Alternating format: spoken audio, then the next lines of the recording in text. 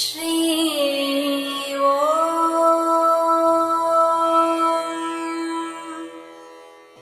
ஸ்ரீ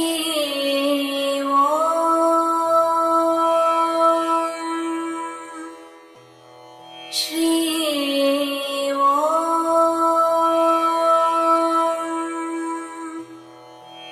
ஸ்ரீ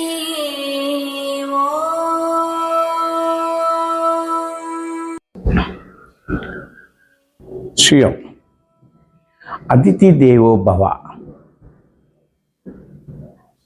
அதிதி என்பது தமிழிலே விருந்தினர்களை அல்லது தேச சஞ்சாரம் செய்யக்கூடியவர்கள் நம் வீட்டை அணுகும்போது, விருந்தாளியாக வரும்போது அவர்களையும், மற்றும் நம்மை நாடி வருபவர்கள் எவராக இருப்பினும் அவர்கள் அதிதி என்று குறிப்பிடப்படுகின்றது.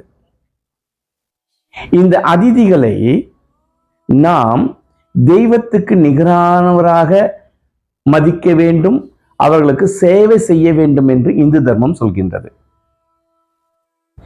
ஏன் இப்படி சொல்கின்றது? காரணம், ஆதி காலத்தில்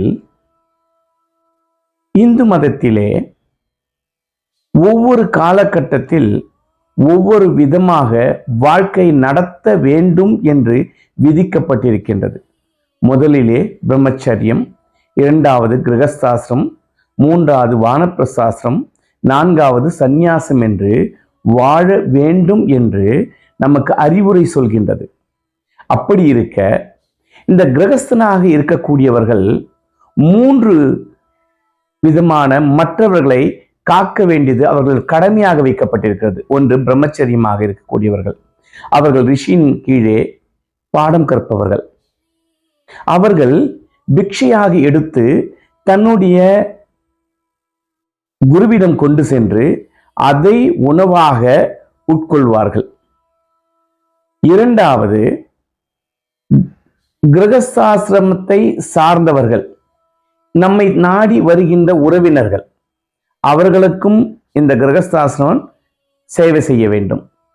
மூன்றாவதாக என்ன நடக்கின்றது?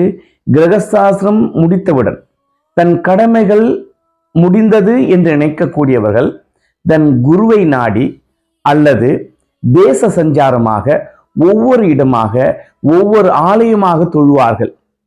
இப்படிப்பட்டவர்கள் தான் வானப்பிரஸ்தாசிரமத்தை சார்ந்தவர்கள். நான்காவதாக சந்நியாசிகள். இவர்கள் அனைவரும் நாடி வருவது உணவுக்காக. யார் என்றால் கிரகஸ்தாசிரமை சார்ந்துதான் நடக்கின்றார்கள். அப்படி இருக்க வருகின்றவர்களை கிரகஸ்தன் எப்படி நடத்த வேண்டும் என்றால் தெய்வத்திற்கு இணையாக நடத்த வேண்டும் என்கின்றோம். அந்த தெய்வத்திற்கு நிகராக என்று சொல்லும்போது தெய்வமாக அவர்களை மதிக்க வேண்டும், அவர்களுக்கு சேவை செய்ய வேண்டும் என்று கூறுவதின் அர்த்தம் என்ன என்றால் அன்பு. தெய்வத்திற்கு நாம் என்னவெல்லாம் கொடுப்போம்? ஒன்று பயத்திலே கொடுப்போம் அல்லது அன்பினேல் கொடுப்போம். பயம் என்றால் இதை நான் கொடுக்கவில்லை என்றால் இறைவன் கோபித்துக் கொள்வானோ, இறைவன் கோபித்தால் எனக்கு அதனால் கெட்ட கர்மாக்கள் என்னை வந்து அடையுமோ என்கின்ற பயம் சார்ந்து இறைவனுக்கு கொடுப்போம். இரண்டாவதாக, இறைவனுக்கு அன்பால் எதெல்லாம் உயர்ந்ததாக இருக்கின்றதோ அந்த உயர்ந்த வஸ்துக்களை இறைவனுக்கு நாம் கொடுப்போம். அன்பின் மிகுதியால் கொடுக்கப்படக்கூடியது. அப்படி என்றால் வருகின்ற, நம்மை நாடி வருகின்ற